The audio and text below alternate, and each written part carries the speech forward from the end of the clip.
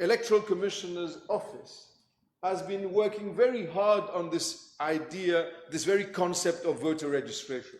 It has produced documents. It has had workshops on this issue. Now, I have come across certain documents that have eventually been put in the form of representations that have been sent to government. Back in 2014, on the eve of us losing the 2014 elections. And who, therefore, would have been in possession of those remarks of the Office of the Electoral Commission? It would be the government led by Sir Anirudh Jagnat, Pravin Jagnat, Joe Lejonga, Duval, Xavier, all of them were in that government. And what did that document say?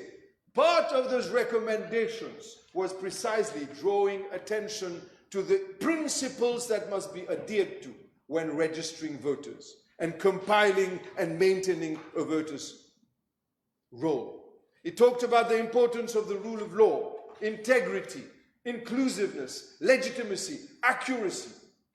And on the chapter of accuracy, Madam Speaker, it says that the information in the voter's roll must be valid, accurate, and up to date. This is precisely what this government is doing. Ensuring that it is up to date, but not information that is old already. That's why I say it again, a fundamental piece of legislation that ensures that the objective of ensuring accuracy of the voter roll. The system must ensure that ineligible persons are removed from the voter's roll, such as deceased persons. A voter must also only appear once on the national common voters roll, and that is for the voting district in which he or she has registered. Madam Speaker, what did the MSM do when they were in power and in alliance with the PMSD? What did they do? What did they do with the Honorable then Colin Dervelou? What did they do when Honorable Obigadou was there? What did they do when they had those representations, and not once, several times, from the Electoral Commissioner's office? Did they at least pay heed to those observations, that there had to be changes brought to the law in order to ensure that there was a rule of law, integrity, inclusiveness, legitimacy, accuracy, comprehensiveness, accessibility, transparency, security, information, privacy, steps, etc., etc., etc. He just sent representations, but the MSM ignored those representations. But it is this government that has decided to come up, this Prime Minister, this team that has come up with changes to the law in order to ensure that people who would have been forgotten for statutory reasons, but nonsensical in the process, are brought back and caught back and are allowed to vote. Fundamental, historical. But let me come back to reasons why, not only because of the absence of the minister, the leader of the opposition, former minister, the absence of Honorable Duval, the least he should have done. He has spoken, allow me to rebut him. He should have been present. Maybe he was even speaker once upon a time. He does not even know the l'ABC. I call it good manners. Huh? I ignore it. Anyway, but then you see, the then leader of the opposition on the 23rd of May 2023, you see, it brings me back to the previous mandate. The then leader of the opposition, when he was in government, when he was in the opposition, you see, I'm just being confused because he just keeps jumping and changing beds, you know. and what did he say? In his speech, condemning the previous government. And those are the reasons why I'm saying to this House, and I'm saying it for the people outside to listen to what I say. There are the reasons, many reasons, but only here 2 reasons why I say to you, do not listen and do not believe what the opposition are going to blurt out, because they are clearly inconsistent, incompetent, and whatever they say it's not even the truth. Look at what the then leader of the opposition said in his speech in a debate that took place in this August Assembly, number 8 of 2023. He said, I quote, "So for all these reasons, Mr. Speaker, sir, I ask the Vice Prime Minister, I ask the government to withdraw this bill." What bill was it? To postpone election for the third time. Let democracy win, he says. He says, let democracy proceed and let the people choose freely who they want to bring about all those changes that I have suggested. And yes, the people chose freely. The people chose us to bring those changes. The people chose those who are in the right and condemned those who were in the wrong. And this very then leader of the opposition decided to jump in bed with those very people that he criticized to bring against democracy. How could you, in Parliament, say, let democracy win? And what he's saying is that those are the very people who are not for democracy. And you jump in the same bed with them, and you take your team and you jump in with them. Thank God there were those who did not want to follow him in that bed. Some of them are here. And what about the absent leader of the opposition? And I shall conclude on that. You know what he said? And I'll say again, you can't believe him. You should not even believe him. Listen to him. If you wish, but then again, he's not here. How can we hear? What did he say in that very debate? I quote, l'Alliance Ramgoulam-Béranger-Duval, allons le reconnaître, pas mot des autres, dis ça. Et écoutez-moi, Monsieur le Président, je vais terminer là-dessus parce que je n'ai pas beaucoup de temps. Tellement il n'a pas de temps, il n'est même pas là. Lors de ces prochaines élections, le peuple mettra un terme définitif à la carrière politique de deux personnes, surtout l'honorable Paul Béranger, Navin Ramgoulam. Oh my God. If you were wrong then, why do you believe that you're right today? You were wrong then, we were right then. We are right today, you are wrong again, sir. So, when history will judge, it will look in the Hansard and will say, okay, what did the opposition say? Oh, the leader of the opposition, who is supposed to represent those who voted against this government, whom the former Prime Minister Pravin Jagnnath most probably, or somewhere in some kitchen, decided that it should be him. He wasn't here. But how is he going to justify his salary at the end of this month? Thank you, Madam Speaker. Honourable Dr. Umia, yes. Thank you, Madam Speaker. The main objective of this bill that has been presented to the House today is to have a supplementary register of electors, be it for municipal council or city election or any other election. It has its high importance in municipal elections, which has been the bedrock of some parliamentarians, namely, notably, former mayors, Honorable Nagalingam and Honorable Bhagwan, who are now members of the cabinet. We have to know why we have such a bill.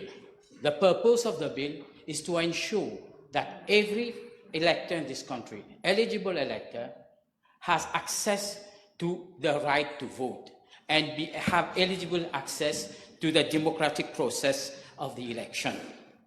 We will be learning from lessons of the past because that bill, once passed, will show us that what has happened in the past when electoral voters who were supposed to be on the list did not have a chance to exercise their democratic right, which is a constitutional one, to exert their power. This government does not want anybody to be deprived of that constitutional right to vote. Madam Speaker, the power of a voter should not be underestimated. It is through the stroke of a pen that these voters decide who they want and when they want to send who, either to Parliament here or in local government councils. And we do know that the power of the pen, how effective it was in November 2024, unfortunately they are not here, when they have been swept out completely like a tsunami and they have disappeared, and today they are not even here to listen to what we have to say.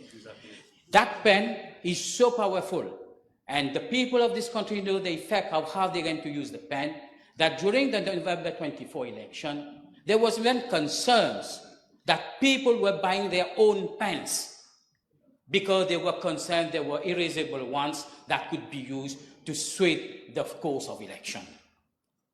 This supplementary list, Madam Speaker, will have names added to it for those who are not on the registered list, for those who will attain the age of 18 by nomination day, and who bona fide fulfill the criteria of an election of electors.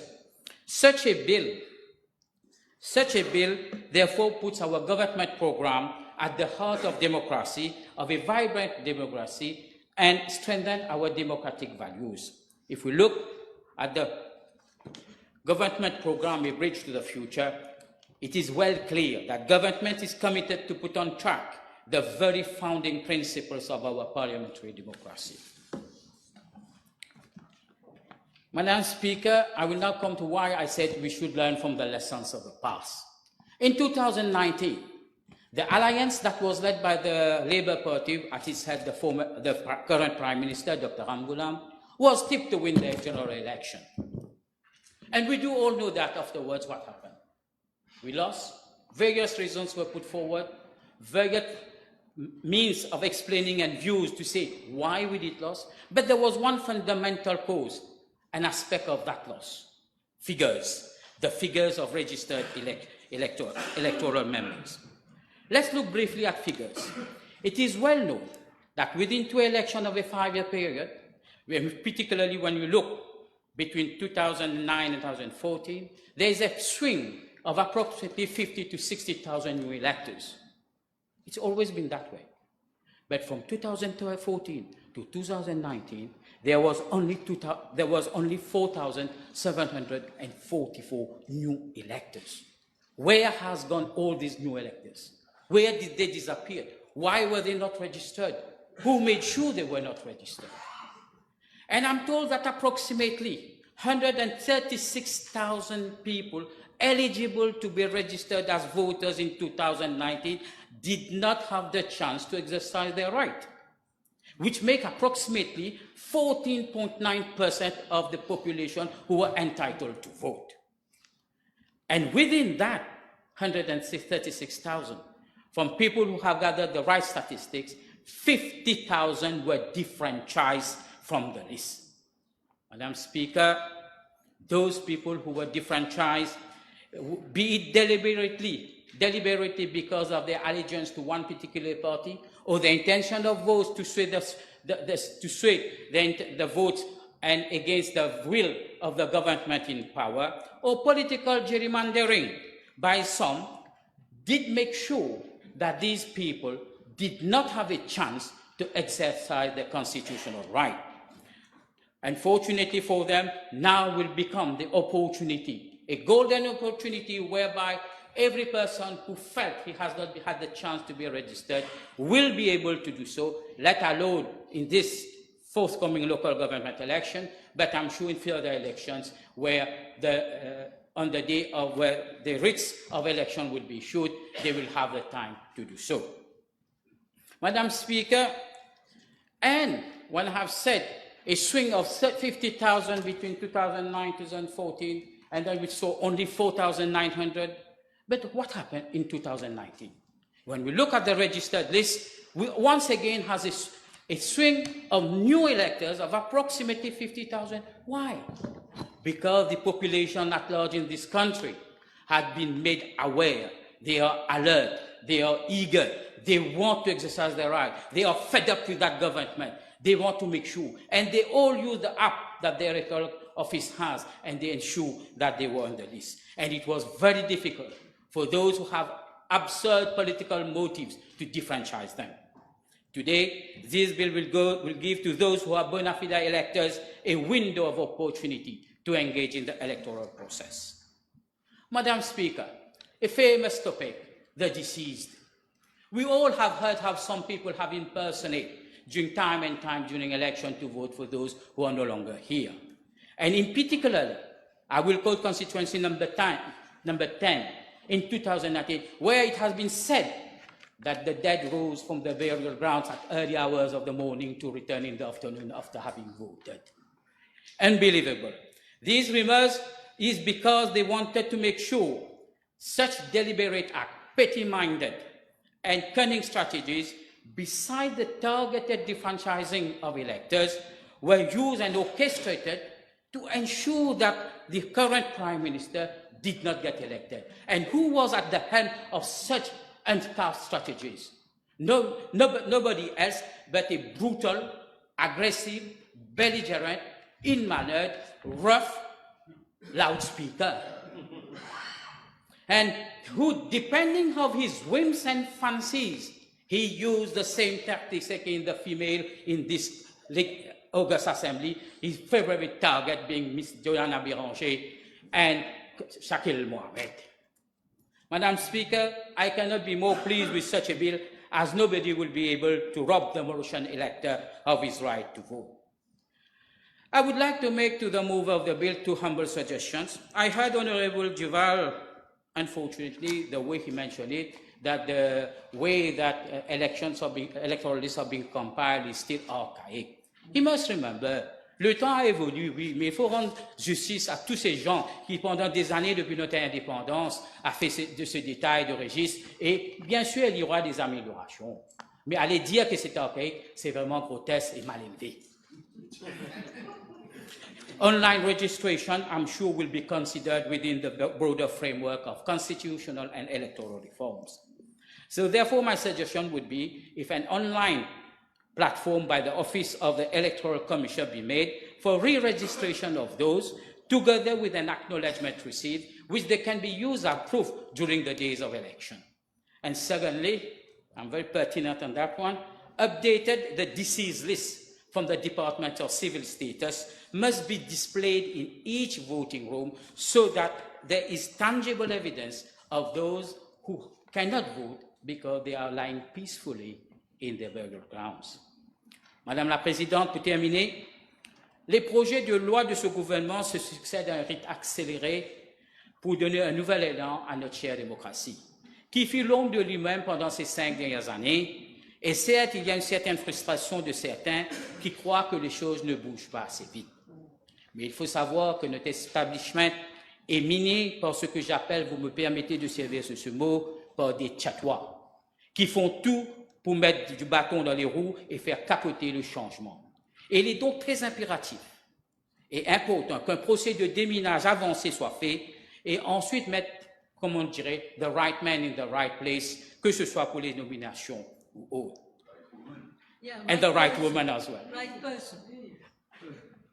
As Martin Luther King quotes, I say to you today, my friends, that in spite of the difficulties and frustrations of the moment, I still have a dream. As far as I'm concerned, I have a special dream for a better Mauritius, led by the current Prime Minister and the Deputy Prime Minister. Thank you. Thank you. Ça faisait exactement 10 minutes. Honorable Bagwan.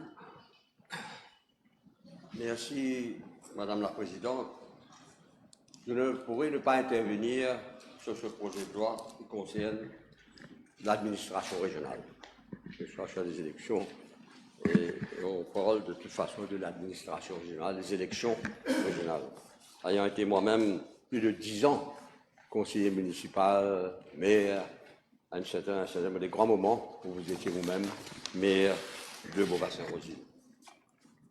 Madame la Présidente, après le discours raté du 4e député correctif de la circonscription numéro 4 de Pauline Montaillon, j'aurais souhaité qu'elle est ici pour lui dire que j'espère que lui et son parti auraient le courage de participer aux élections municipales et de venir rendre des comptes aux citadins après avoir joui du pouvoir dans les mairies pendant autant d'années. Je ne parle pas du leader de l'opposition, lui aussi. J'espère que son parti, qui est en hibernation pour le moment, aurait le courage de venir affronter l'électorat des villes où ils ont beaucoup massacré.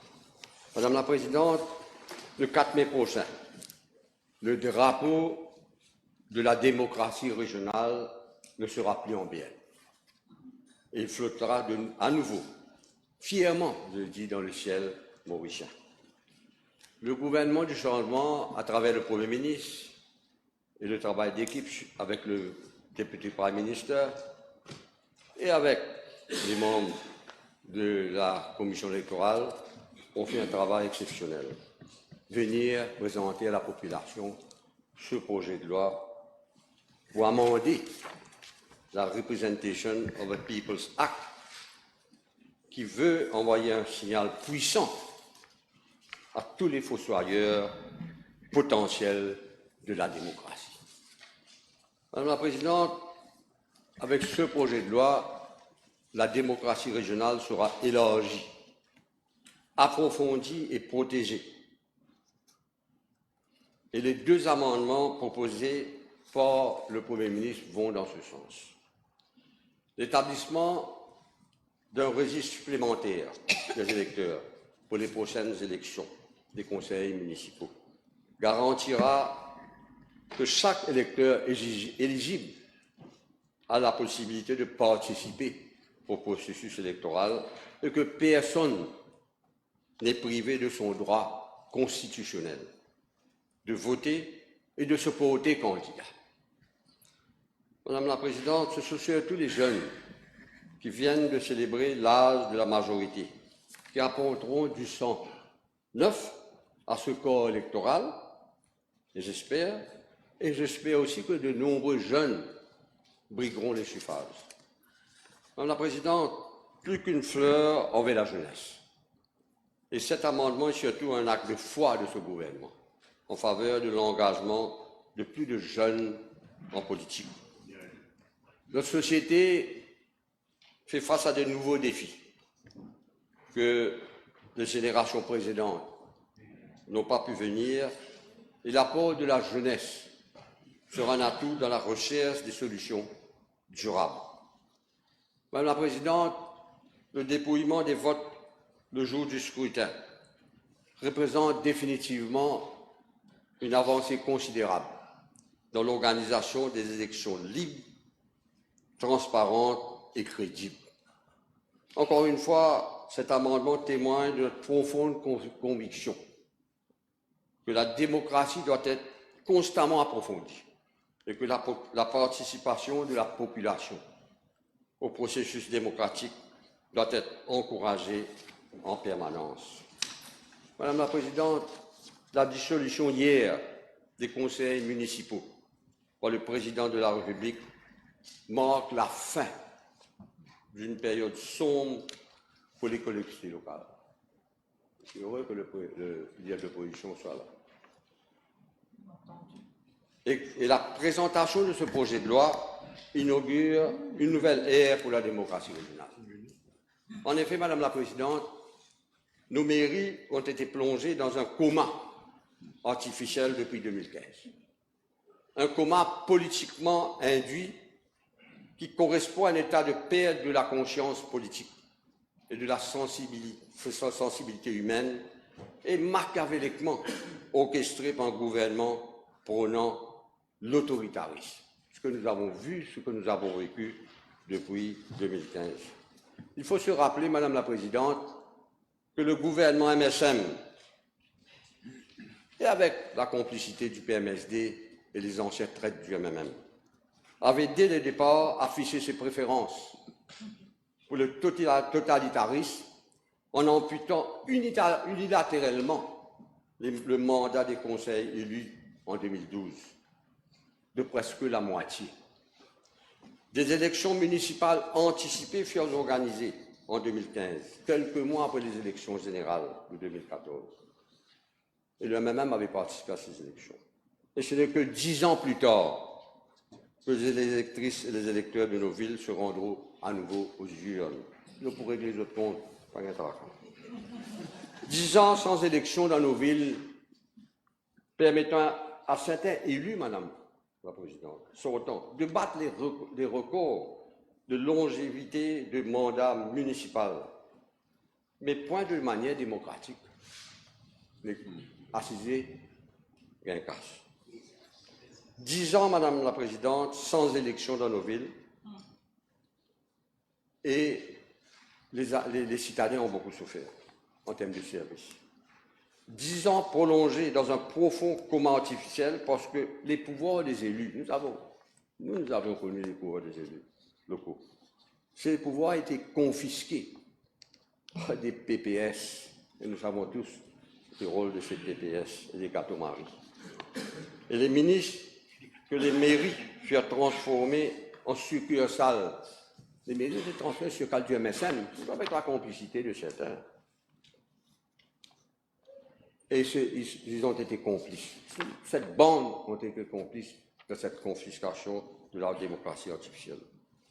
Ce coma artificiel, Madame la Présidente, a permis la mise au repos des fonctions démocratiques vitales dans nos mairies, en servant de lien avec les communautés de base, en les asfixiant financièrement et administrativement.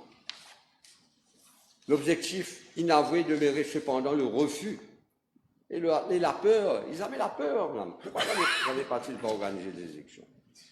Ils ne pouvaient pas organiser des élections. La peur d'affronter des élections libres et transparentes et résultat, c'est pour un battre. Cet état végétatif de nos mairies n'a pas été sans conséquences sur la gouvernance et le développement de nos villes. Gestion opaque, transactions douteuses, gaspillage des maigres ressources, tandis que le copinage, et le népotisme furent institutionnalisés au détriment de la méritocratie. Pour ceux, Madame la Présidente, comme vous et moi, et comme mon ami Débats, comme les autres qui sont ici présents, qui ont eu l'occasion de servir leur ville, l'état de délabrement de nos villes, l'insalubrité permanente, les dysfonctionnements chroniques et le vide culturel. À l'époque, les mairies organisaient il y avait le plaza qui était en plein d'ébullition, des manifestations culturelles. Madame la Présidente, et ça fait mal au cœur. N'en parlons plus, Madame la Présidente, sans récuse. Une adjointe au maire de Vacois-Phoenix, mais sans les valises, ça c'est le dernier exemple. Je ne peux pas entrer dans les détails, tout le monde en sait. Mais sans les valises, pour qui? Pour qui ça en a? Et comment il y a un cas?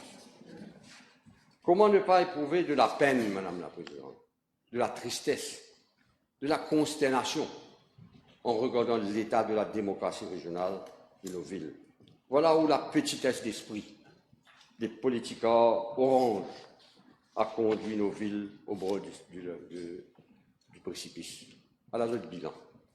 Voilà le résultat de la politique revancharde du MSN contre les habitants de nos villes. Pas pas de votre autres. Madame la Présidente, vous le savez aussi bien que moi, l'administration régionale de notre pays remonte au milieu du XVIIIe siècle, lorsque l'île était encore une colonie française. L'île était alors divisée en 8 quartiers, administrés par les conseils de communes.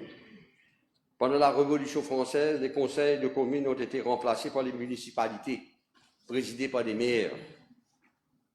Les mairies possèdent une longue et riche histoire que nous avons dignement célébrée en juillet 90, vous-même, moi-même, Jean-Claude Delestrac, alors, d'autres amis, d'autres fanatiques de la démocratie régionale. Nous avons célébré dignement l'organisation du bicentenaire de l'administration régionale à Rosil, en invitant à la participation de tous les mairies, tous les maires, et aussi ceux des conseils de district, parce que c'était un grand événement qui est resté dans les annales des politiques. Madame la Présidente, quel triste déclin pour la démocratie régionale, la démocratie régionale a connu ses heures de gloire dans le passé. Les grands maires qui ont marqué l'histoire, les grands maires du Parti travailliste, eux-mêmes, qui ont marqué l'histoire de ce pays. Madame la Présidente, il faudra commencer par rétablir de nouvelles. Je suis sûr qu'il y aura un changement, le changement va venir, personne ne va vous arrêter.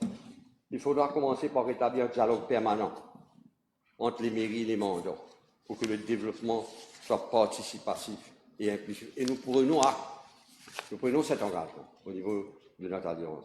Remettre sur les rails et refaire fonctionner la machinerie municipale pour relancer le développement de nos villes et les sortir de cet immobilisme paralysant de ces 10 dernières années. Relancer l'animation sociale, sportive et culturelle pour que nos villes soient à nouveau des espaces de convivialité et de solidarité. D'ailleurs, madame, dans le programme, nous avons dit, nous ne voulons pas des élus frustrés. Nous ne voulons pas qu'il y ait des conseils sans pouvoir. C'est pour cela que mon ami et collègue, l'honorable Bouchi, il travaille sur l'amendement de ce projet de loi. Nous avons invité, il y a un comité ministériel dont je fais partie, l'honorable Nagalium, les autres amis ici présents. Nous avons invité des successions venant de toute la population, que ce soit ville, urbain, rural, parce qu'il faut, et nous travaillons sur cette refonte de l'administration rurale. Et notre ambition n'allait plus d'inscrire peut-être dans la Constitution l'existence de l'administration rurale comme c'est en Sud-Afrique, depuis qu'à l'époque, Feu Nelson Mandela était devenu président. Et j'avais participé à cette époque à une première réunion lorsque j'étais ministre des collectivités locales sous le même Premier ministre, le docteur Amboulab. Il m'avait envoyé en Sud-Afrique, il m'avait délégué d'aller participer à une réunion, je me rappelle SALGA, South African Local Government Association, pour la mise sur pied de cette organisation. Et j'avais eu l'occasion à l'époque de rencontrer Nelson Mandela et j'avais été partie prenante de l'organisation des réunions de travail pour revoir l'organisation, la mise sur pied de leur association des autorités urbaines. Madame la Présidente, les dernières élections générales ont permis de sauver in extremis le pays de la banqueroute morale et financière. Et maintenant, les élections municipales vont nous permettre de sauver la démocratie et nos villes. Voilà ce que j'avais à dire. Vive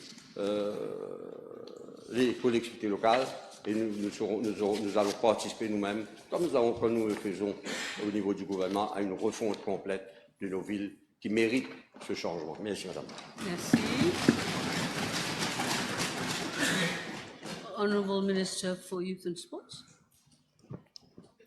Madame la Présidente, c'est avec un cœur rempli de fierté que je m'adresse aujourd'hui à cette auguste assemblée.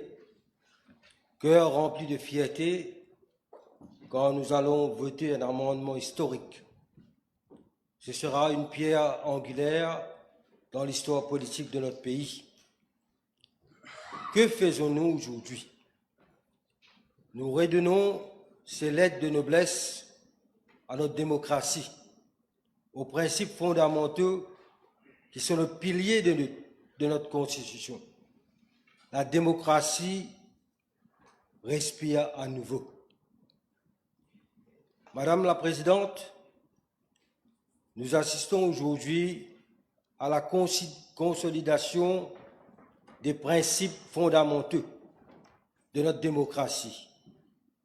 Non seulement notre gouvernement a rétabli les élections municipales qui auront lieu bientôt, et cela après 10 longues années, mais nous allons encore plus loin en introduisant cet amendement qui permettra à tous les jeunes qui auront atteint leur majorité après août 2024 de s'inscrire sur la liste électorale et même de se présenter comme candidat à ces élections.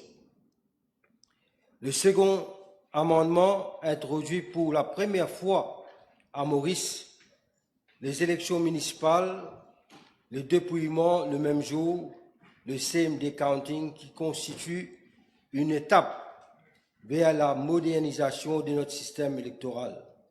En un mot, c'est un pas de géant pour notre démocratie. Madame la Présidente, do you imagine what it says of a government which deprives its citizens of their democratic rights, and this during 10 years? They invented all kinds of pretexts to twice postpone those elections, depriving around 400,000 of our citizens to choose their representatives to administer their city and towns. La raison de ce renvoi successif était simple. Ils savaient que le peuple en avait marre de leurs magouilles, leurs mensonges, leurs conspirations. Le peuple ne voulait plus supporter leur corruption, leur passe-droit, leur népotisme et favoritisme. Mais surtout le peuple voulait le punir pour les vols commis dans la caisse de l'État. They kept in power the same incompetent and corrupt councillors at the head of our local government, and this for pure political plans aiming at controlling all institutions of the country. Even the then Speaker at that time, members in this House will remember, at that time he refused to admit question on local administration. Quel a été le résultat, Madame la Présidente? Une catastrophe. Nos villes sont devenues des fantômes, des villes mortes. Nos villes ont perdu leur splendeur, de leur grandeur, fini des activités sportives et des loisirs dignes de ce nom. Voilà le résultat de cette politique de centralisation à l'outrance pratiquée par l'ancien gouvernement. The last government mode of governing was simple. Silence nous peut gouverner. Or better, silence nous peut coquin. Madame la Présidente, cette dernière victoire de 60-0 que le peuple a offerte à ce gouvernement est le résultat, entre autres, des pratiques antidémocratiques de l'ancien gouvernement qui a usé et abusé de ses pouvoirs et prérogatives. Ne pouvant plus gouverner démocratiquement, étant depuis longtemps devenu impopulaire, il s'est comporté comme un vulgaire usurpateur et a tenté de tous les moyens de bâillonner la population. Outre les renvois des élections municipales, il a tenté quelques jours avant le jour du vote d'interdire les réseaux sociaux, moyens privilégiés des jeunes pour s'informer et se divertir. Ce fut le coup de grâce porté à notre démocratie. Et les jeunes ne se sont pas laissés faire. Ils se sont rendus en masse à nos manifestations politiques. Ils ont voté avec rage contre ce gouvernement pourri. Madame la Présidente, allow me to quote Mrs. Shirin Ebadi, the 203 Nobel Peace Prize for a significant and pioneering effort for democracy and human rights. I quote, "If you want to raise a crop for 1 year, plant corn. If you want to raise a crop for decades, plant trees. If you want to raise a crop for centuries, raise men. If you want to plant a crop for eternities, raise democracies." End quote. Furthermore, the Second Amendment introducing the same-day counting is to keep pace with the modernization of our democratic electoral system. All modern democracies start the counting process immediately after the closing of voting centers.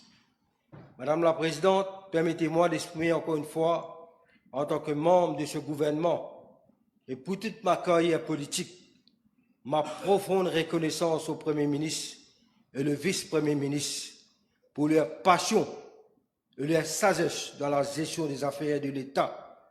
Ces amendements à la Representation of People Act sont une nouvelle pierre dans la construction d'une République de Maurice moderne, libre, démocratique et prospère. Madame la Présidente, la valeur de nos autorités locales et de nos conseils municipaux ne saurait être surestimée. Ils ne sont pas des simples unités administratives. Ils sont les piliers de notre démocratie, les moteurs du développement et les gardiens de nos communautés.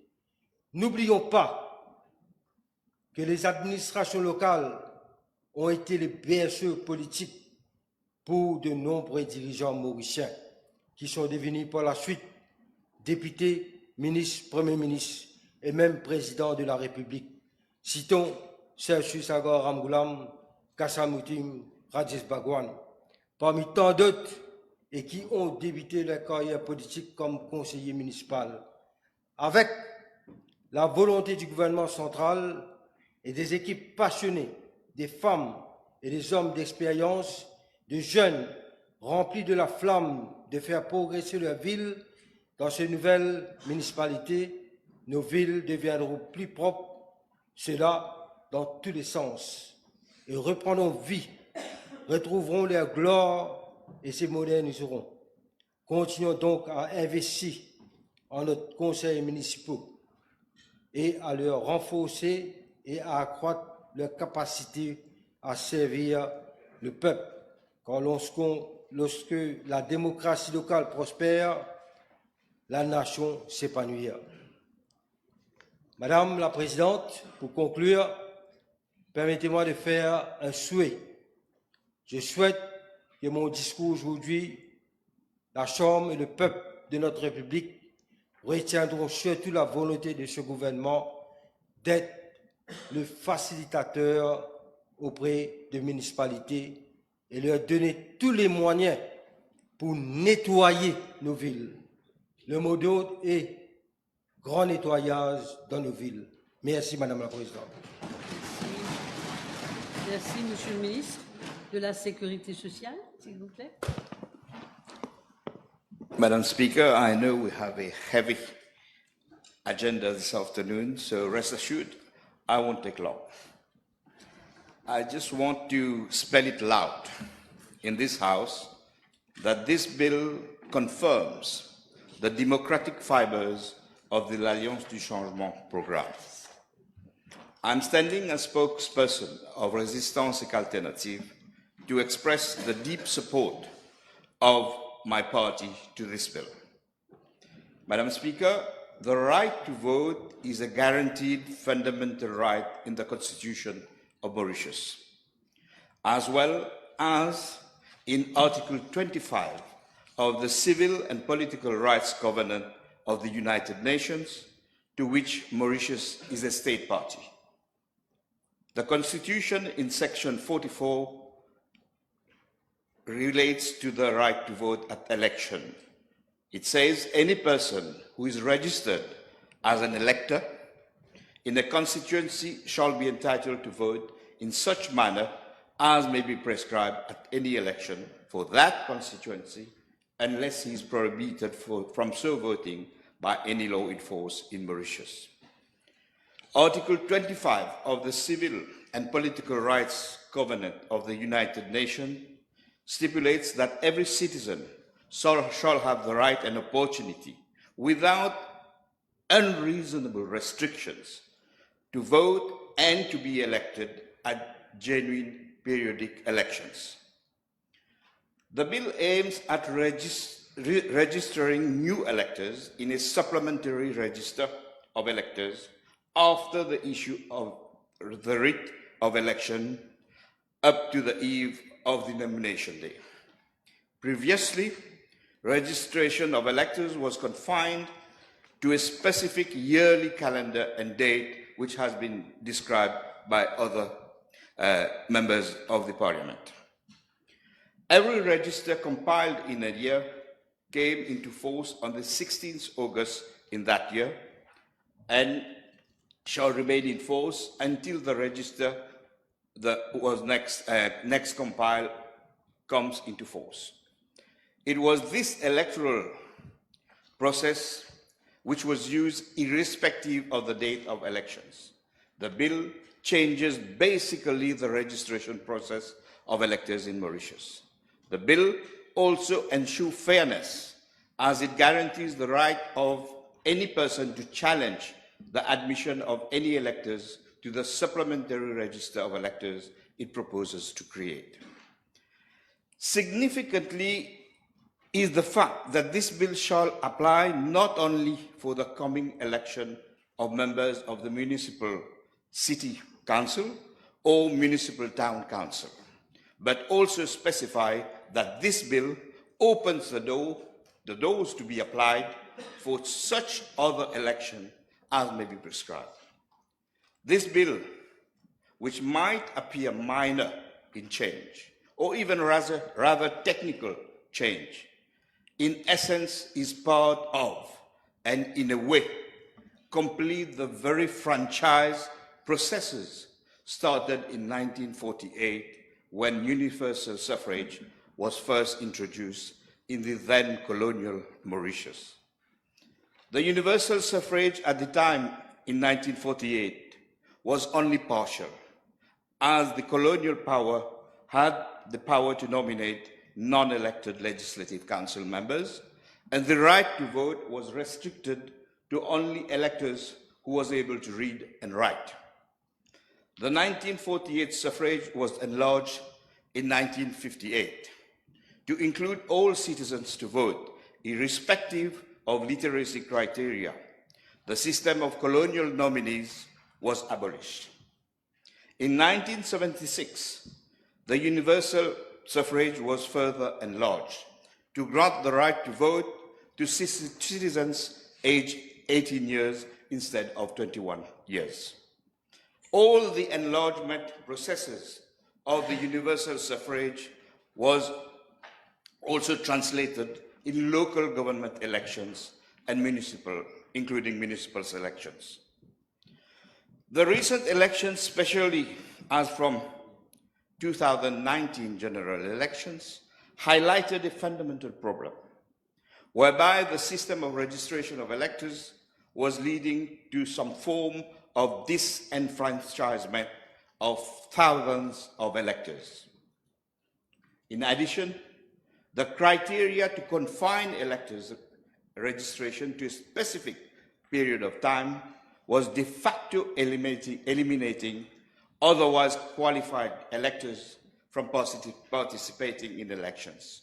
In fact, it was an unreasonable restriction within the meaning of the Article 25 of the Civil and Political Rights Covenant of the United Nations, to which Mauritius is a state party. The present amendment, proposing to start from the coming municipal elections, is addressing the objective disenfranchisement generated by the registration process under the Representation of People's Act. The bill in this House is in reality leaping towards a new form of presumptive inclusion, whereby the legal and electoral system would protect the voting rights of all subjects by default, in this case, by allowing supplementary register to be opened after the issuing of a writ of election. This amendment inaugurates a series of democratic amendments announced in the government program adopted by this Assembly. After consolidating the right to vote of citizens in the election, the next anticipated step would be to make the right to stand candidate in general elections as a fundamental right in the Constitution of Mauritius, without any compulsory community classification. This amendment marks the opening of a new democratic chapter of the Republic of Mauritius. There are moments in history where what appears to be simple are in fact part of a giant historical process. We are in this historical moment. I appeal to all Mauritians to focus on the fundamentals, to support the democratic transformation underway. And with this note, me and my party, Résistance et Alternative, commend this bill to this House. I recommend all qualifying citizens to rush and register themselves for the coming municipal elections. This government is widening the franchise, while the previous one disenfranchised more than 400,000 citizens living in municipal areas of their vote, of their right to vote. So I again commend this bill to the House. Thank you, Madam Speaker. Thank you so much. Thank you for being well within time. Honourable Lebin. Yes. Thank you, Madam Speaker. Madam Speaker, I will say a few words on this very important bill. We have got the Honourable Prime Minister and the Honourable Attorney General. They have very vividly portrayed the importance of this bill. And the Honourable Attorney General went in length with regards to the legal technicalities involved in this bill. But the very fundamental of this bill, Madam Speaker, is the right to vote, which is a constitutional right embedded in Section 44 of our Constitution. And the way this bill has been drafted, Madam Speaker, I wish to salute the officers, the state law officers, yes, the Attorney General's office for this very well-drafted, clear and precise piece of legislation. Madam Speaker, I would concur with the Honourable Minister Soubron with regard to the historical moment that we are privileged to have in this very august assembly to debate on this very important piece of legislation.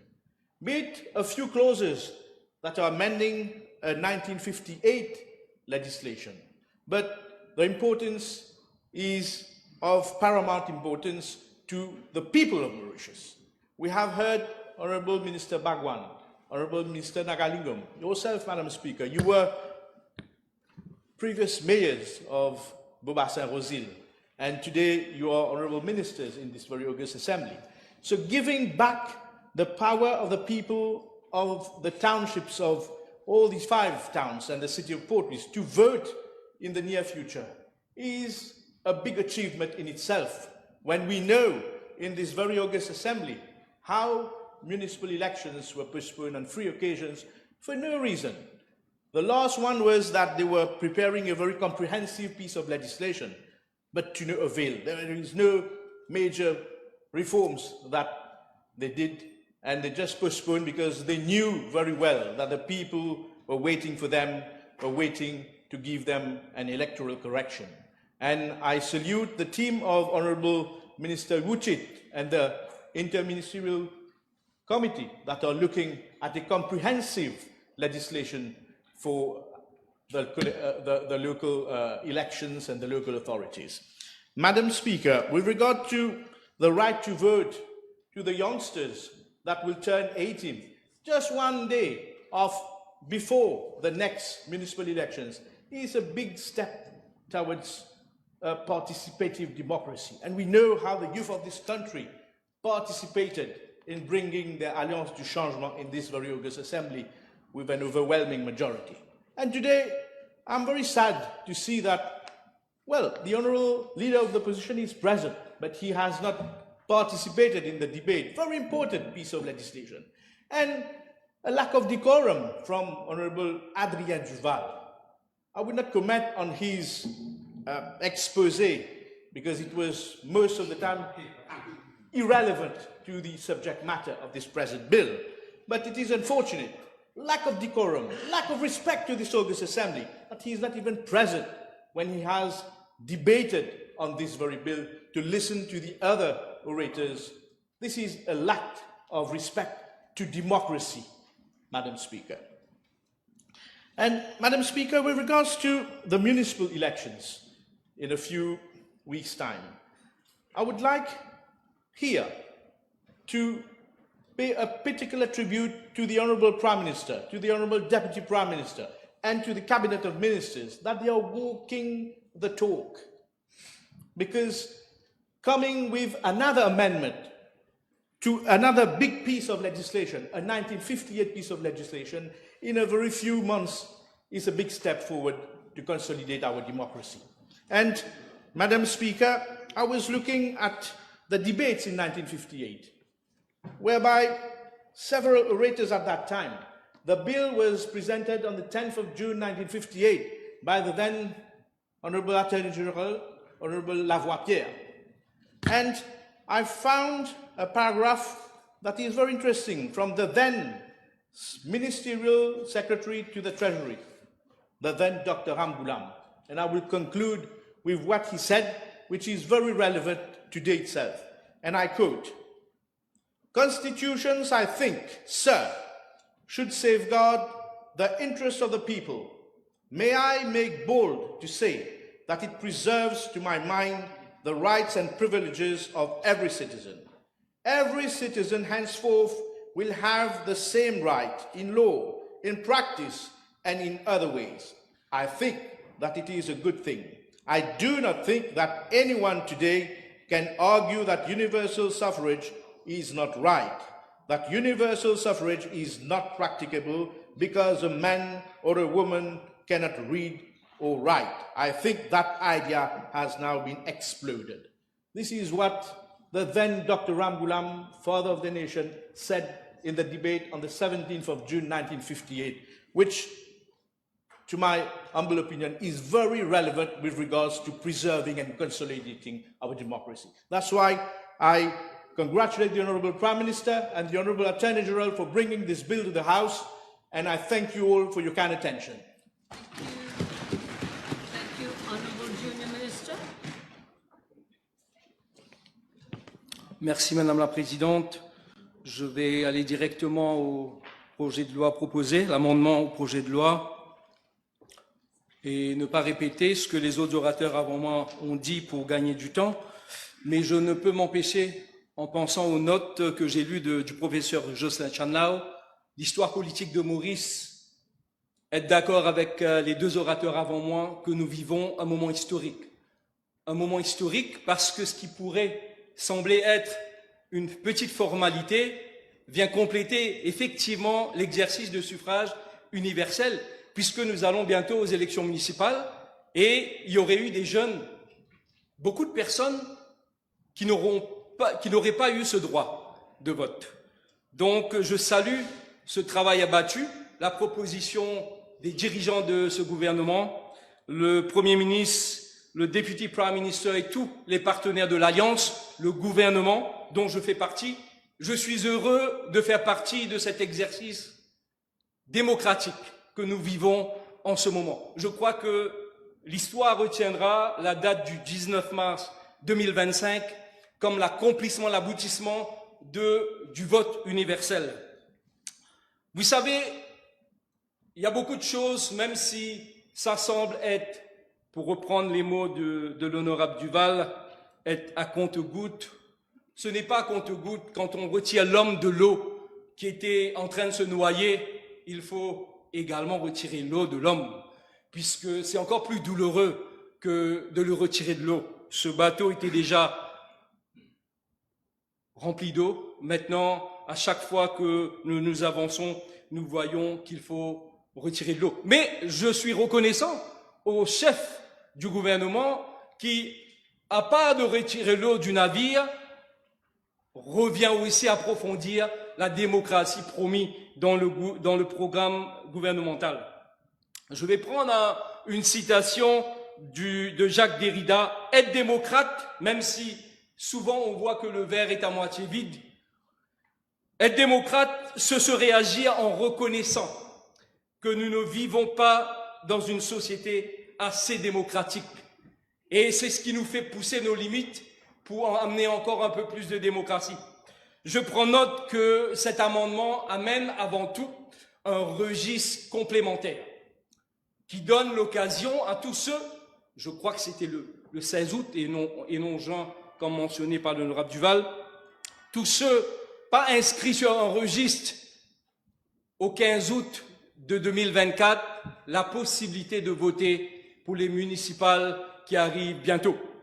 Je reprends également ce que dit l'amendement, que ce projet ne concerne pas que les élections municipales. C'est pour ça que c'est encore plus important, cet exercice qui nous amène aujourd'hui à ce projet de loi. Ça concernera toutes les élections. Et je profite pour saluer dans l'histoire tous ceux qui ont combattu pour la démocratie, dont le MMM en 82, qui avait voté la loi pour que les élections législatives ne soient pas renvoyées.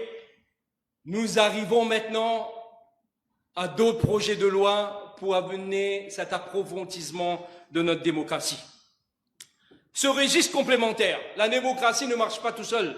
ce n'est pas que le travail du gouvernement, c'est le travail de la société civile, le travail des médias, le travail de tout un chacun, de faire en sorte que la population comprenne qu'ils n'ont que 5 jours, une fois le rite proclamé, pour se faire enregistrer, puisque ces batailles, ces luttes et ces combats, des fois, a pris du sang dans l'histoire pour nous donner notre droit de vote, mentionné par l'honorable Soubron et l'honorable Lobine. Ce droit de vote dont nous parlons aujourd'hui, il faut que la population puisse comprendre l'importance de ce combat pour qu'il puisse se faire enregistrer. Et je salue, j'ai entendu l'Attorney General parler que les bureaux seront ouverts samedi, dimanche, pour donner l'occasion à tout le monde de se faire enregistrer.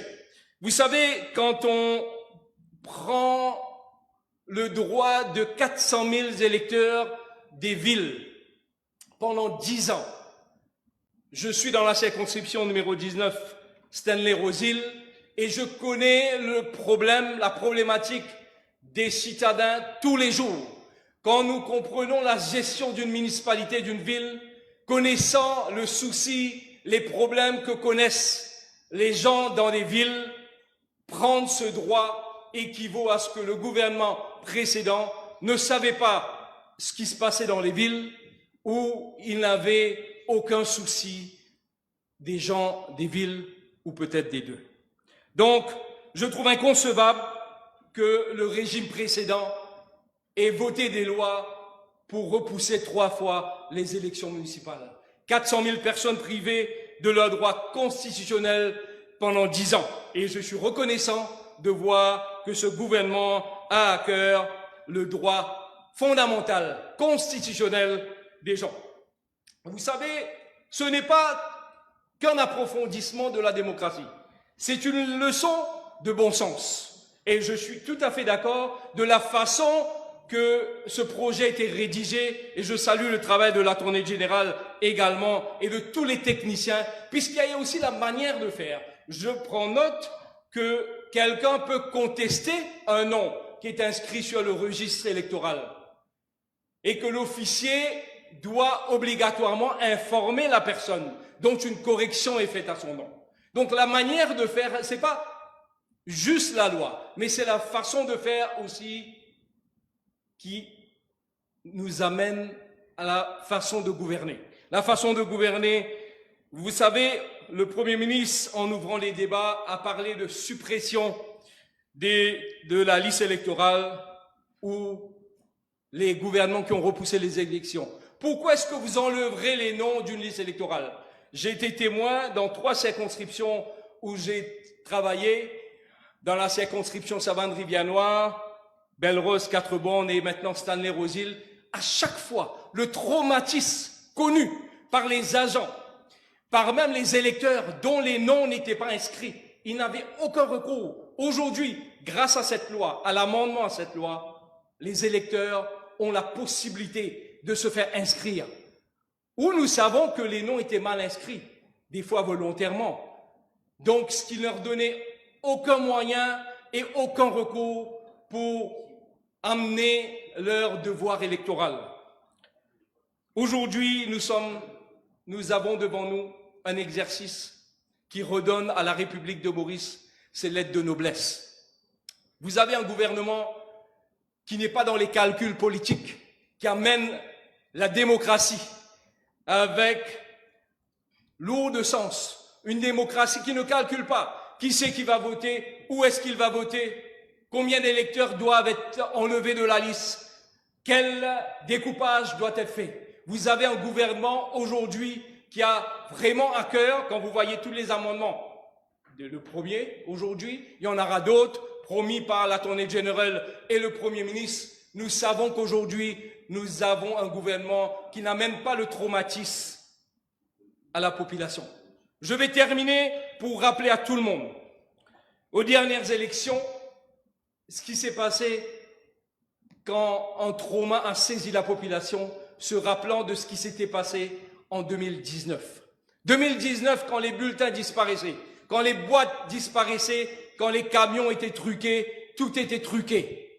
Et nous avons tous vécu, tous les candidats ici dans l'hémicycle, le trauma causé que ce soit la veille des élections, que ce soit le jour des élections ou que ce soit le jour du dépouillement. Nous ne voulons pas revivre ce trauma. La population ne veut pas revivre ce trauma. J'ai été témoin une foule entassée près des écoles qui empêchait les camions de sortir, fouillait les policiers, leurs sacs.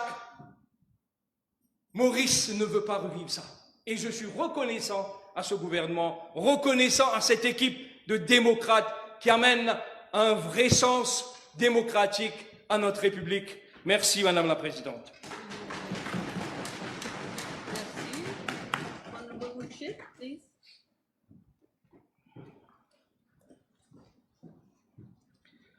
Thank you, Madam Speaker, for the opportunity to address the Representation of the People Amendment Bill number 4 of 2025. A significant legislation reform aimed at strengthening our democracy by making the electoral process more inclusive and accessible to our electoral system. This bill introduces a supplementary register of electors, allowing individuals who missed the initial registration deadline to still exercise their right to vote. By removing barriers that hinder voter participation, it upholds the principles of fairness, democracy, and inclusion. Recognizing the challenges many citizens face in meeting the official deadline, this amendment establishes a mechanism for supplementary registration after the issuance of election writ, ensuring that no eligible voter is excluded and reinforcing our commitment to an open and participatory democracy. Now, why is the need of electoral modernization? Madam Speaker, a modernized and inclusive electoral system is a backbone of any strong democracy. A robust electoral process ensures that every citizen's voice is heard and that our government truly reflects the will of our people. However, outdated procedures, bureaucratic inefficiencies, and unnecessary delays erode public trust in governance. As it stands, the Representation of the People Act requires a register of electors be compiled annually, becoming valid on 16 August, and the remaining in force until the next update in the following year.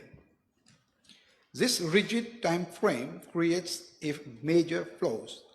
Citizens who attain the age of 18 after this date or who fail to register within the initial period are barred from voting in elections held within that year. This exclusionary system is particularly problematic for the municipal city council and municipal town council elections scheduled for May 2025. Madam Speaker, under the present framework, voter eligibility is based solely on the National Assembly election 2024 register, valid from 16 August 2024 to 15 August 2025. This means that any newly eligible voter who turned 18 after 15 August 2024 will not be able to vote. Any unregistered but eligible voter will also be barred from participating. This unfairly deprives thousands of citizens, violating the principle of equal representation and universal suffrage. This problem is further compounded by the repeated postponement of municipal elections, last held in June 2015 and originally due in June 2021. These elections were postponed 3 times.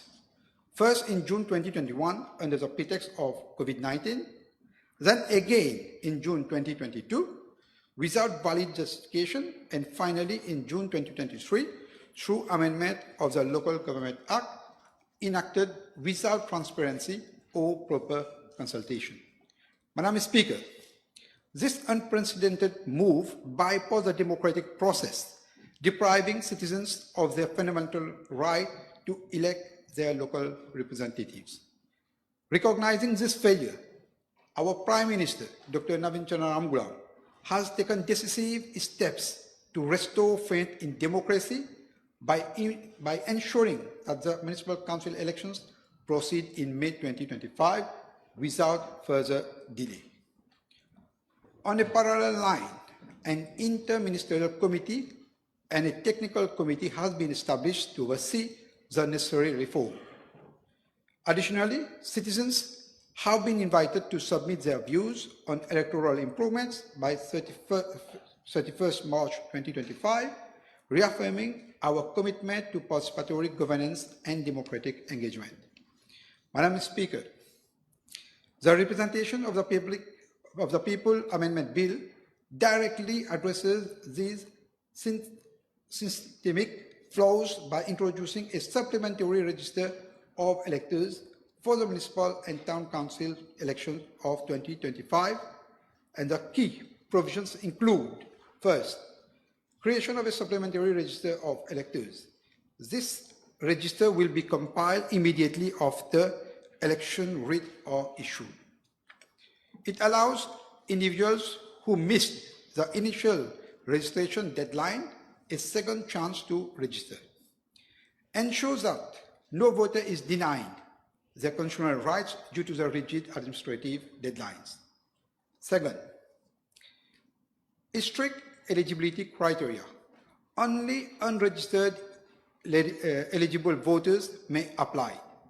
Applicants must meet all legal voting requirements, including citizenship, residency, and age. Voters must be 18 years old by nomination day and submit valid proof of residence. Third, public scrutiny and verifications.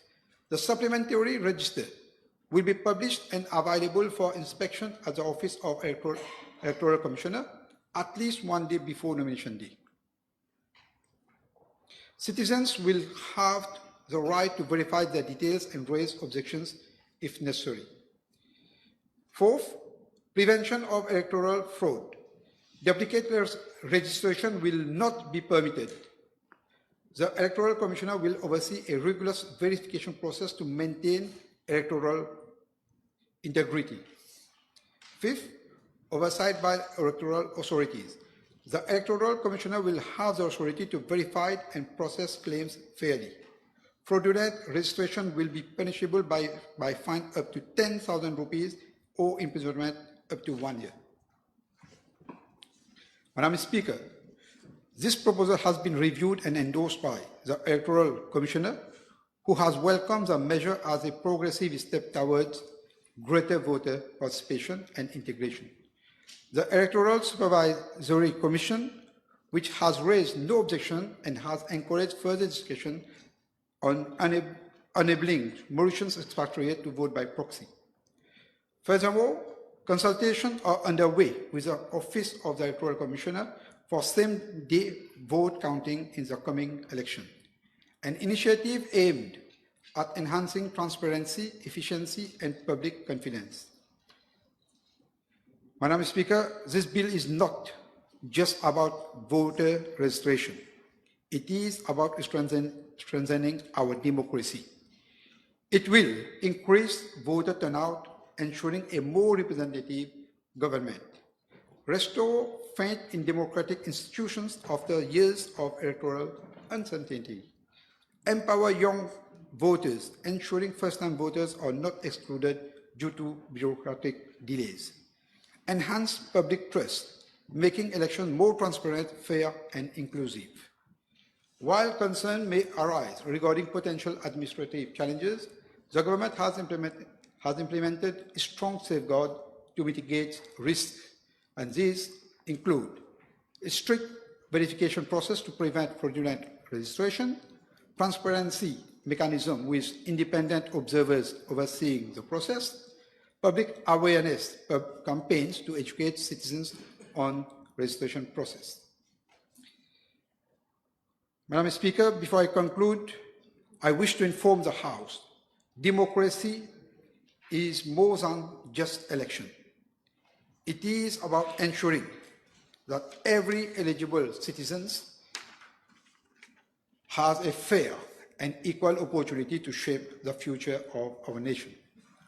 The representation of the People Amendment Bill is a bold and necessary step forward and towards securing this fundamental right. It reaffirms that no voice should be silenced, no right denied, and no citizens excluded from the democratic process. I extend my sincere appreciation to the Prime Minister, Dr. Navin Chandramulam, for his visionary leadership in advancing this initiative, not for momentary recognition, but to strengthen our democracy by fostering a fair, inclusive, and transparent electoral system that upholds the fundamental principle of representation and integrity. Let us work together to strengthen our electoral system, ensuring it reflects the true will of the people and serves as a lasting legacy of justice and participation. Madam Speaker, I thank you for your attention. Yes, Honourable Minister of Labour. Madam Speaker, the bill concerns compilation of a supplementary register of electors for the forthcoming city and town council elections. So there was an urgency. When I listened to the Honourable Fourth Member for Constituency number 4, who is not here, he tells us why we're coming with piecemeal amendments. The reason is urgency. We have an election for city council and town council, and now we are amending the law to allow those who had been disenfranchised and those youngsters who have not been able to register themselves to register so that they can participate in this election. Of course, we will come later on, after consultation, with amendments, because it is in our program. We are going to have electoral amendments. We are going to review the electoral systems. And we'll do it after consultation. But right now, there was an urgency. And it is important, Madam Speaker, to note that whereas Section 41, subsection 3 of the Constitution requires the Electoral Supervisory Commission and the Electoral Commissioner to be consulted before we bring any bill before this House, which relates to registration of electors. In our case, even before the bill was circulated, after the Electoral Commissioner heard the Prime Minister announce that we're going to dissolve the town and municipal council after celebration of Independence Day to come with the elections, he wrote to government. And he told government, now that you're going to bring elections, now is the time. Amend the law to permit registration of those who had been disenfranchised and those who turned 18 after the 15th of August. And why did the Electoral Commissioner do that?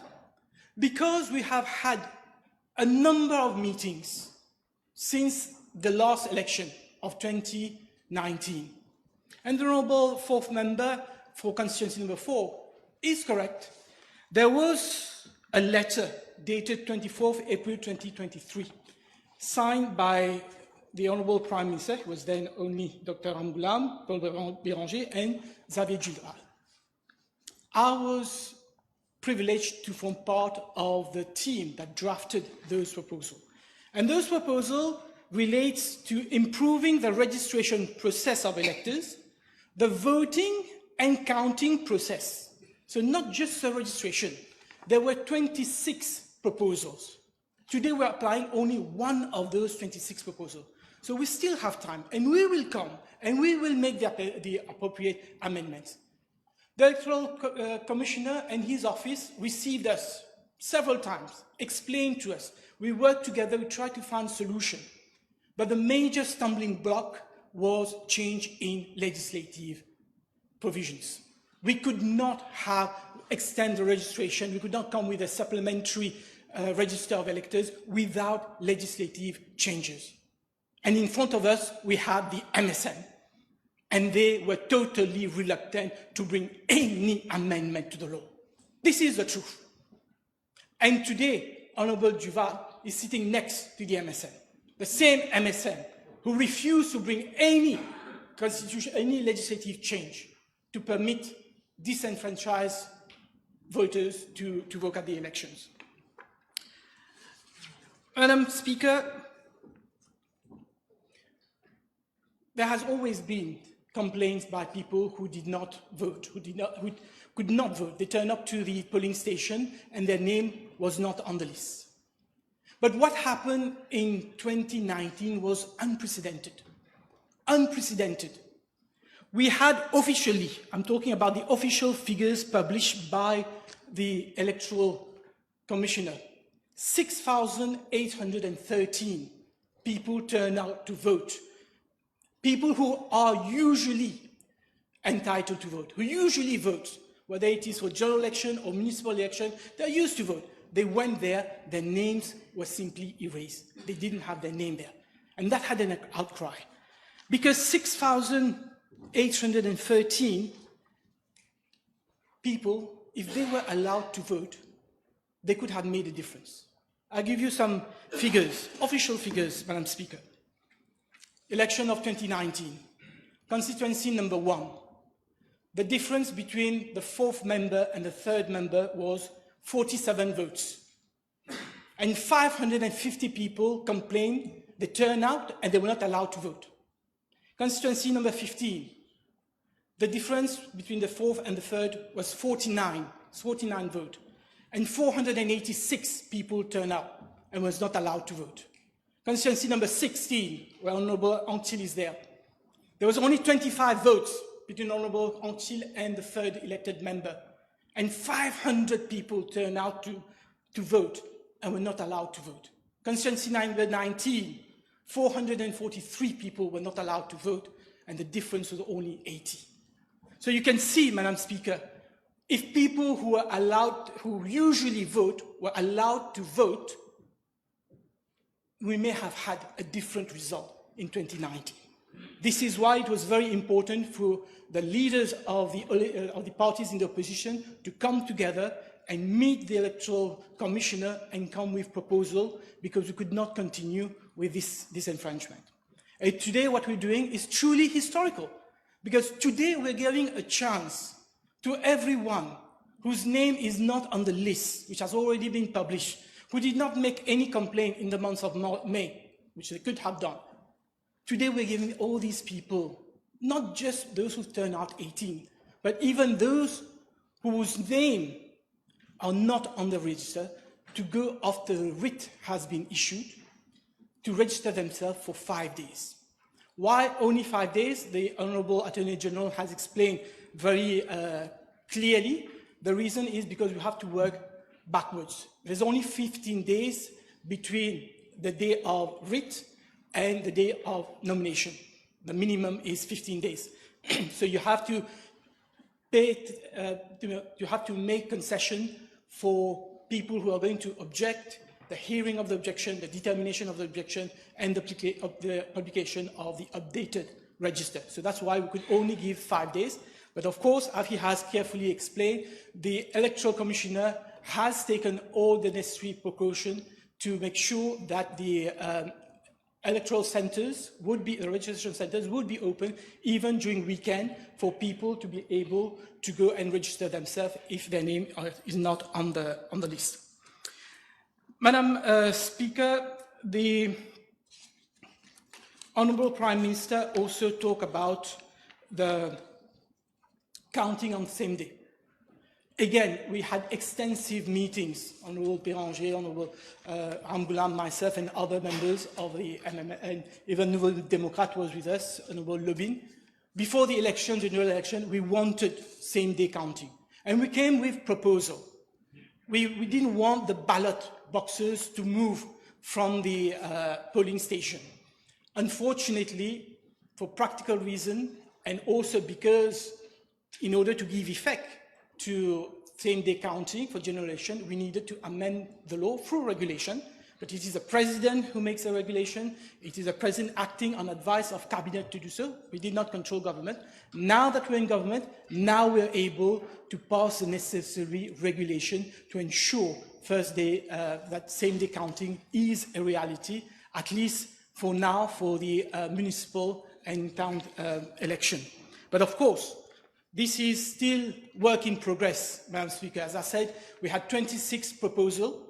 We still have time to hold consultation, and we will come with amendments. For example, we will have, that was one of the suggestions that we made and was accepted by the Electoral Commissioner, we will have to have a system of continuous registration.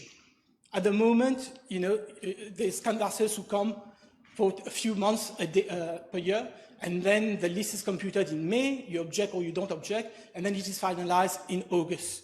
So we have to have a system where you can have registration all year round. You should not have a cut-off date. And also, and I agree with Honourable Omir, it will have to be digitalized. We need to have online registration. Of course, you have to provide all the necessary proof of address, the identity, everything, but then it will be online because it's going to save time, and you will also avoid what the Honourable Prime Minister mentioned about canvassers who come, they say they didn't see you, they came back and say again they didn't see you, but we don't know if they were lying or not. But if you have a system of online registration, everybody will be able to have their name and will be able to exercise their fundamental right to choose a representative of their choice. Madam Speaker, as I said, disenfranchisement is not new. It was already referred by Albie Sachs in his report more than 20 years ago, but history will have it that it is this government, led by the Honourable Prime Minister and the Deputy Prime Minister, who came with the appropriate legislative changes to allow every citizen of this country to vote. Thank you. Thank you. Yes, Honourable Minister of Agriculture. Madame Speaker, the Alliance du Changement, under the luminary leadership of Dr. Navin Ramgoolam, is the voice of the people. With Paul Raymond Béranger, dignified leader of the MMM, of our political landscape, together with our friends from Résistance Alternative and Nouvelle Démocrate, this alliance is the powerhouse of democracy. The bill moves the democratic process, and the key word is inclusivity. No voter is left behind. It is an amazing feat of democracy. The Attorney General is right to state emphatically the amendments to the Representation of People Act is a landmark legislation. It is a reform which is prominent in the government program of 2025-2029. The right to vote being extended to 400,000 eligible voters, and the circle of opportunities has been widened to all qualified unregistered voters. Yesterday, the President of the Republic, acting on the advice of the Prime Minister, under Section 10(3)(a) of the Local Government Act, issued proclamation for dissolution of municipal council. Tomorrow, he will give his assent and the bill will be gazetted. Democracy has no price, and it is of an essence. The opposition, Madam Speaker, has been caught with pants down and has blurted almost anything.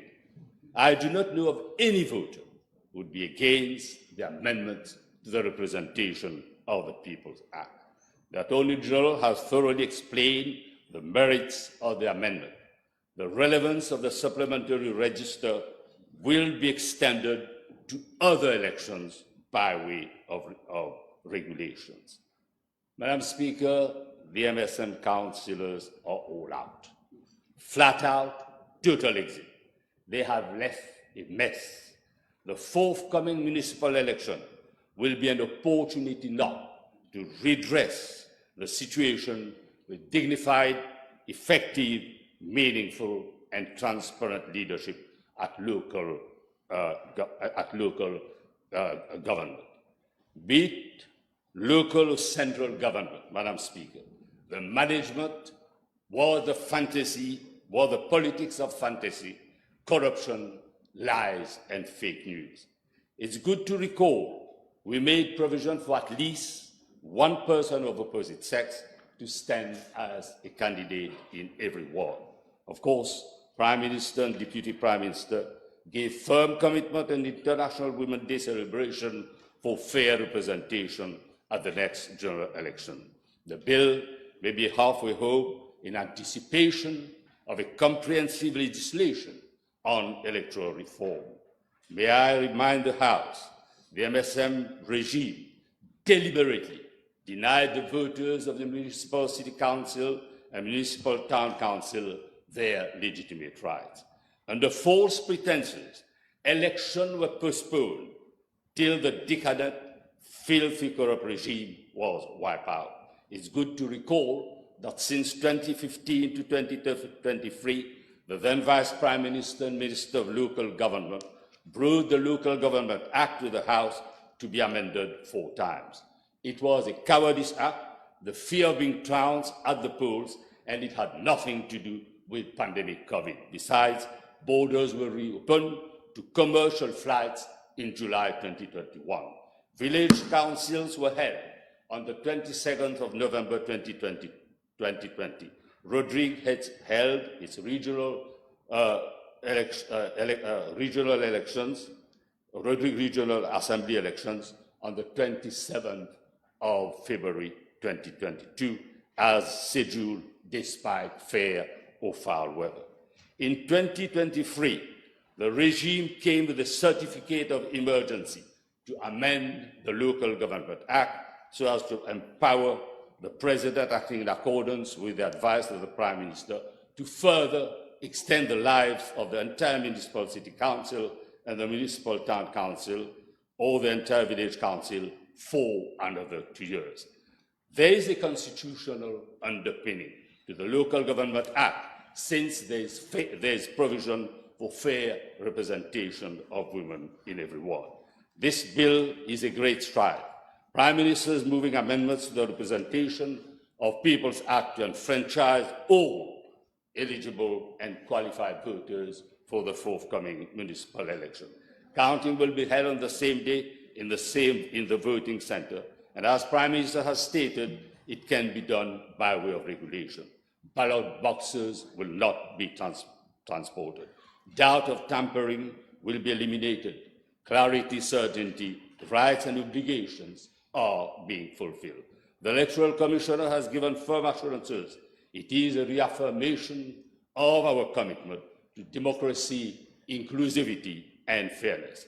Under the current electoral framework, many eligible citizens who turned 18 after the 15th of August have been unjustly deprived of this right to administrative cut-off date. Many eligible voters are unaware of registration procedures and deadlines. The amendments assume people will take the initiative. Government will have to conduct a nationwide voter education campaign, that is SMS, email notification to alert eligible voters about registration deadlines. Collaboration with schools and universities to register students turning 18. Since a very long time, for the first time, I must say, it's a real empowerment of young voters.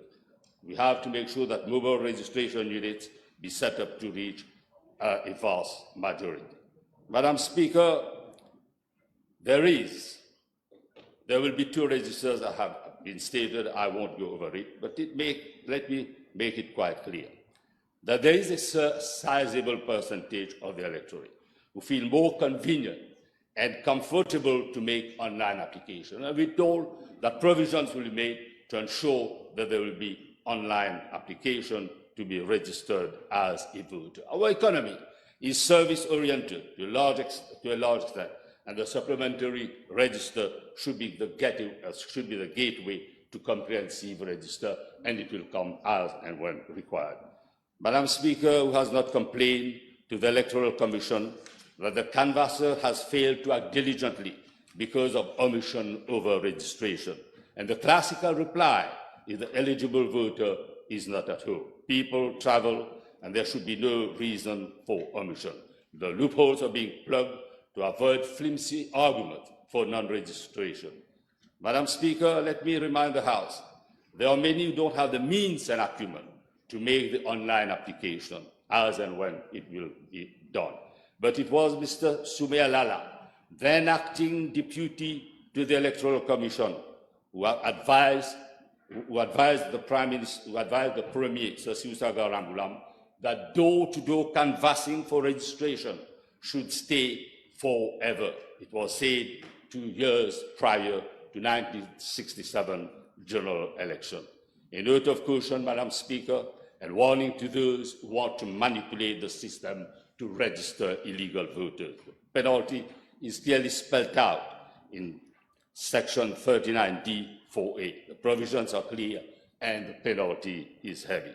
As responsible voters and citizens, those who deliberately want to foil the process should and would be denounced.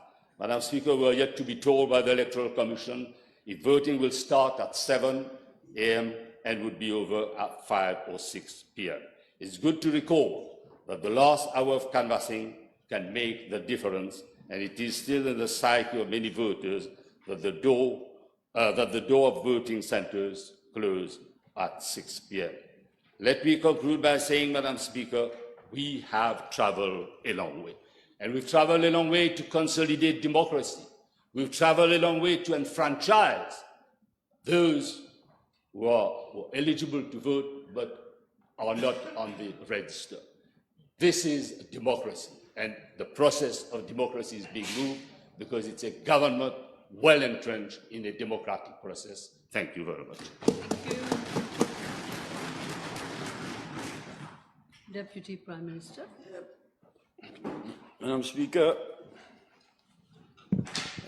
aujourd'hui, nous allons voter ce texte de loi très important. Nous allons voter ce texte de loi en first, second et third reading, en première, seconde et troisième lecture, ce qui n'est pas la pratique démocratique normale.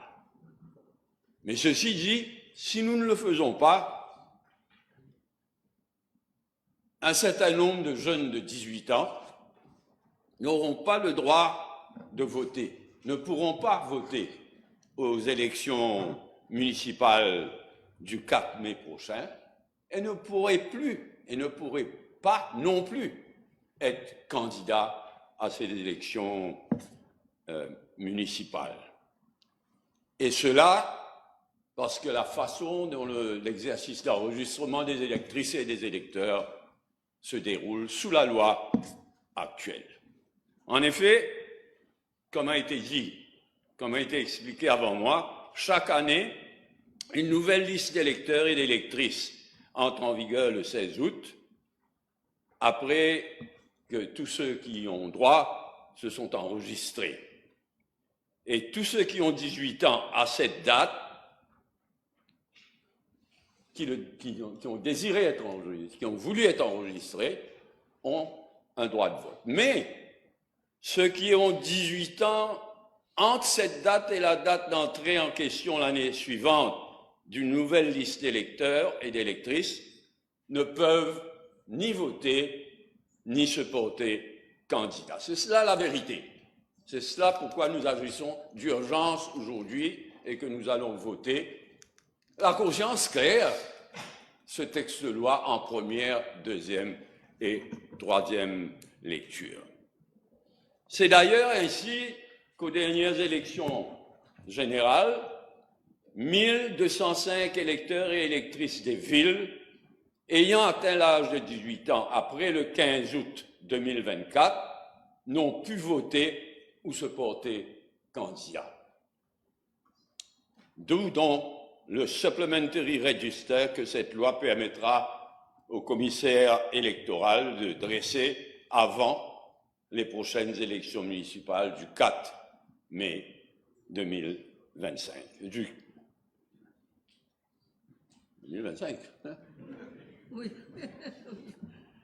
Si cette loi n'est pas votée, je le répète, Madame Speaker, si cette loi n'est pas votée, en première, deuxième et third lecture aujourd'hui de deux choses.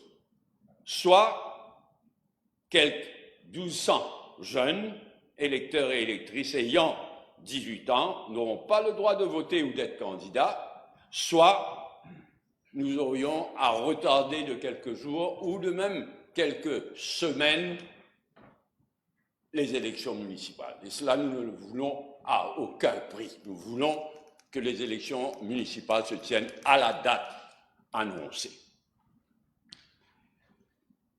Madame Speaker, c'est avec plaisir que je dis qu'il faut noter que c'est le commissaire électoral qui a le premier attiré l'attention sur ce problème que nous réglons aujourd'hui.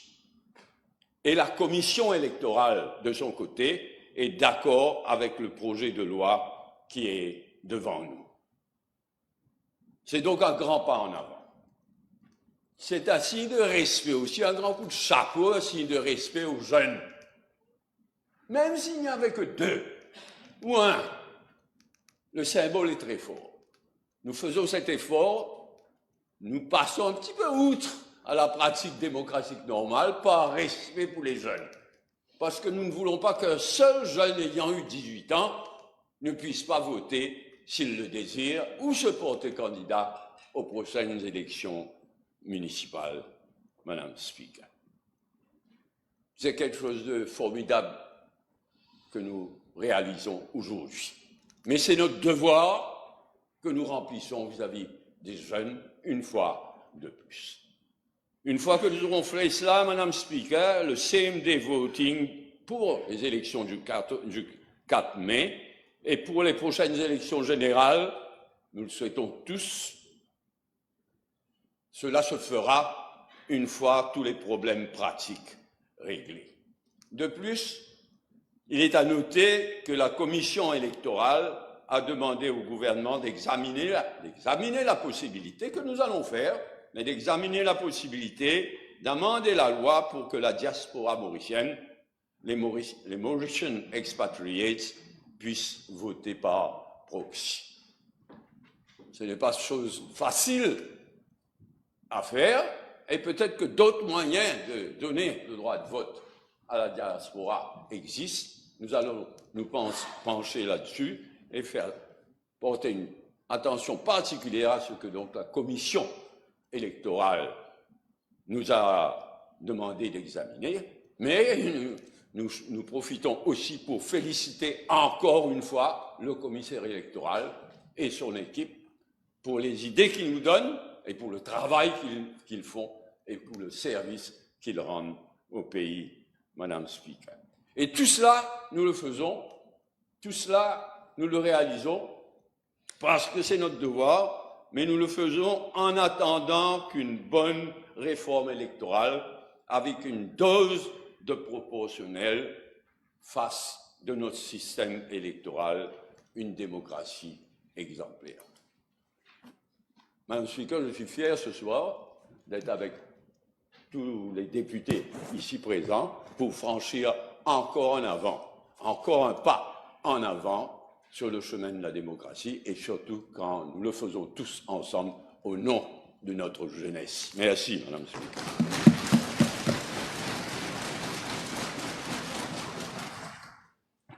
Yes, Honorable Prime Minister. Thank you, Madam Speaker. It is clear there is consensus in the House. There's a positive response in the public, also I see on the media. The Deputy Prime Minister is absolutely right.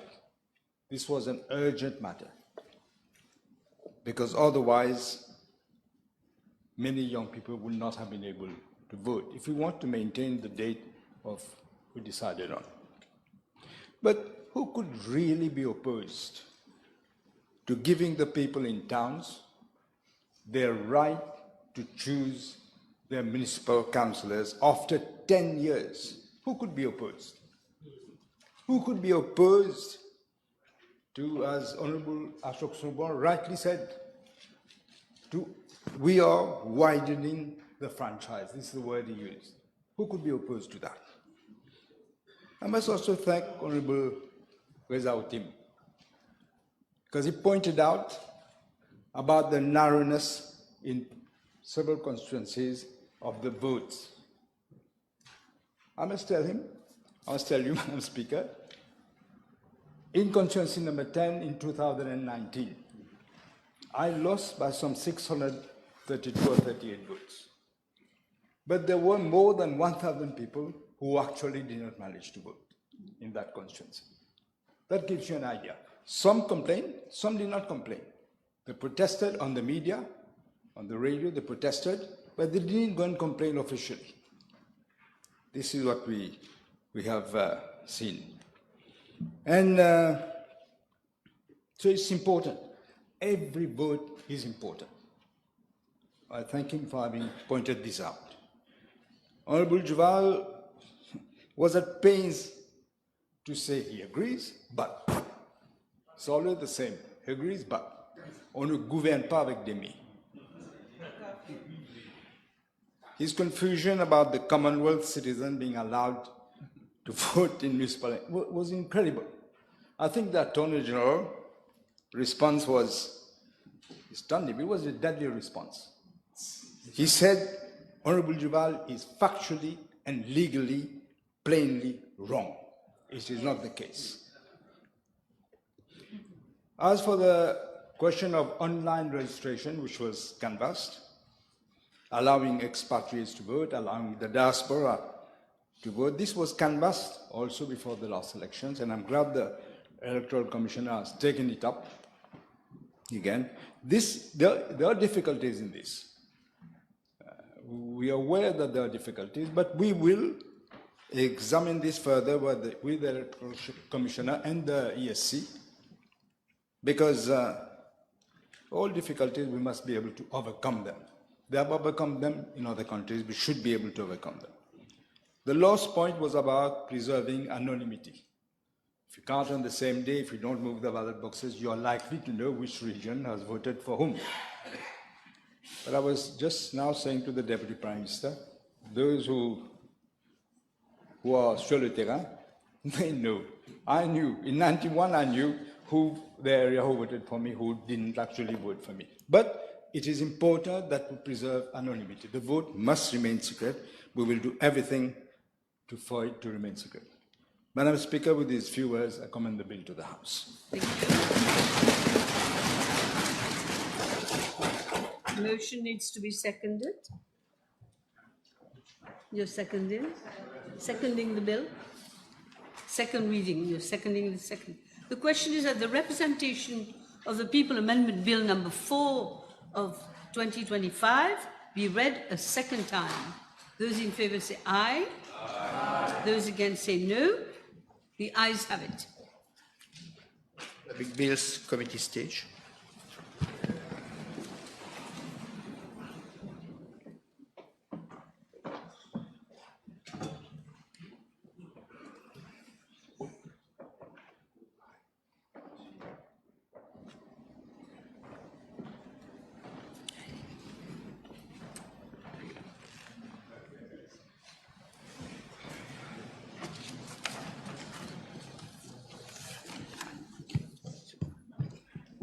Clause 1, short title. Clause 2, interpretation. Clause 3, section 2 of Principal Act amended. Clause 4, part 2 of Principal Act amended. Clause 5, new part 2A inserted in Principal Act. Clause 6, schedule to Principal Act amended. The question is that clauses 1 to 6 stand part of the bill. Those in favour say aye. Those against say no. Aye. The ayes have it. Title and enacting clause. The question is that the title and enacting clause stand part of the bill. Those in favour say aye. Those against say no. The question is that I do report to the House that the representation of the People Amendment Bill number 4 of 2025 has passed the committee stage without amendment. Those in favour say aye. Those against say no. C'est pas bon? C'est bon.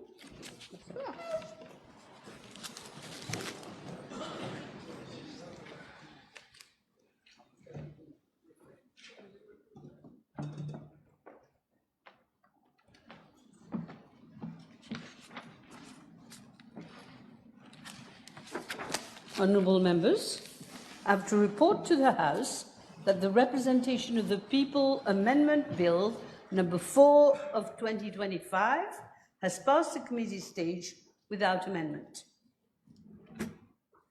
Public Bills, third reading. Madam Speaker, I beg to move that the Representation of the People Amendment Bill number 4 of 2025 be read a third time and passed. The motion needs to be seconded. Secondment. You will then, I am now putting the question. Question is that the Representation of the People Amendment Bill number 4 of 2025 be read the third time and passed. Those in favour say aye. Aye. Those against say no. The ayes have it. I suspend? Yes. I suspend the sitting for 1 hour. Is that all right?